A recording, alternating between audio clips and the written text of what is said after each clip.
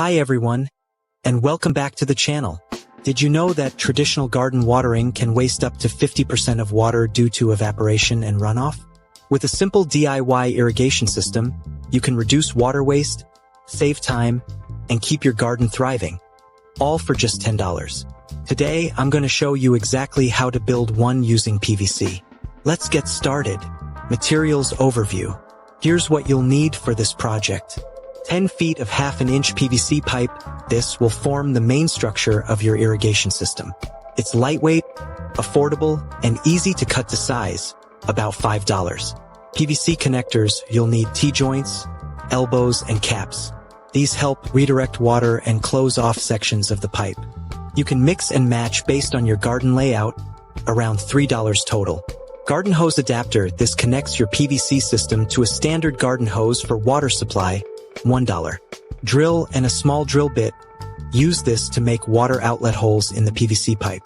You probably already have these tools at home. PVC cement or waterproof adhesive.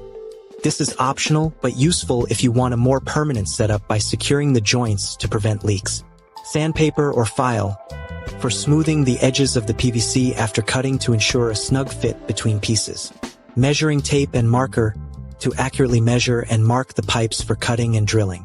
These materials should be easy to find at your local hardware store or online. If you're working with a larger garden, consider getting extra PVC and connectors, but for most small to medium gardens, this basic setup will do the trick. Cutting the PVC.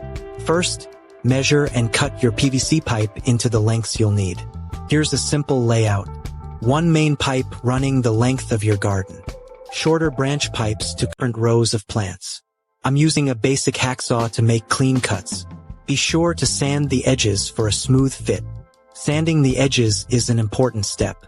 Rough edges can make it harder to fit the pieces together and might even cause leaks. A quick run with sandpaper or a file will do the trick. Here's a pro tip. Use a measuring tape and a marker to clearly mark where you want to cut. This ensures all your pipes are the right size, especially if you're building a system with multiple rows or sections. Before moving to assembly, lay out all the cut pieces in your workspace to make sure everything fits your garden layout. It's much easier to adjust now than after you've assembled the system. Assembling the system. Now let's connect our pieces. Use T-joints to split the water flow to different rows and elbows to navigate corners.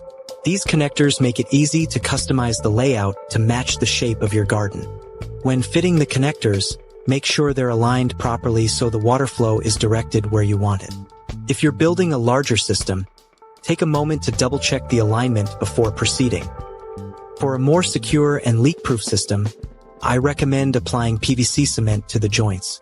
Just add a small amount inside the connector and on the pipe before pressing them together. Hold for a few seconds until it sets. Once all the pipes and connectors are in place, lay the assembled system in your garden to check the fit. Adjust as needed before moving on to the next step. Don't forget to cap off the ends of the pipes to ensure water flows only through the outlet holes we'll be adding later. You can use simple end caps for this. Adding water outlets. Next, we'll add outlets for the water. Use a drill with a small bit to create tiny holes along the pipes. Space them about 6 to 12 inches apart, depending on how dense your garden is. Make sure the holes are on the side of the pipe that faces the plants. For a more controlled water flow, start with smaller holes and test the system. You can always make the holes larger if needed. If your garden has sections with different watering needs, you can customize the hole spacing. For densely planted rows, space the holes closer together. For larger plants or less water-intensive sections, space them farther apart. Take your time with this step to ensure even watering across the entire system. And remember, you can always add more holes later if needed, connecting to the water source.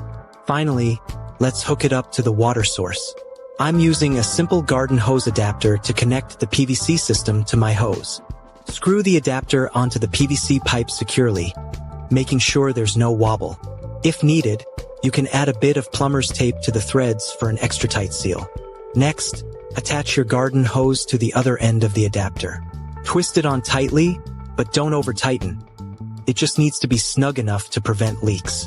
Before you turn the water on, Make sure your system is laid out correctly in the garden and that all the joints are secure. Double-check the alignment of the outlet holes to ensure water will reach your plants. It's also a good idea to test the system for leaks at this stage. Turn the water on slowly at first and check each joint and the hose connection. If you spot any leaks, you can apply some waterproof adhesive or adjust the fittings as needed. Testing the system. Moment of truth. Let's test it out. Start by turning the water on slowly and observing the flow from each outlet hole. If you notice any uneven distribution, you can adjust the water pressure at the source or tweak the size of the outlet holes. Check each section of the system to ensure water is reaching all the intended areas. Rows aren't getting enough water. Consider enlarging the holes slightly in those sections. If you spot a leak, don't worry. You can tighten the fittings, apply waterproof adhesive, or even add a layer of plumber's tape to fix it. Once everything is working perfectly, let the system run for a few minutes to ensure all parts of your garden are getting the hydration they need. It's a good idea to monitor it periodically during its first few uses to make sure it continues to perform as expected. And there you have it, a fully functioning, low-cost irrigation system to keep your garden thriving. Thanks for joining me today. If you found this tutorial helpful, don't forget to like, share, and subscribe for more DIY tips and tricks. And let me know in the comments if you've tried this project or if you have any questions. See you next time.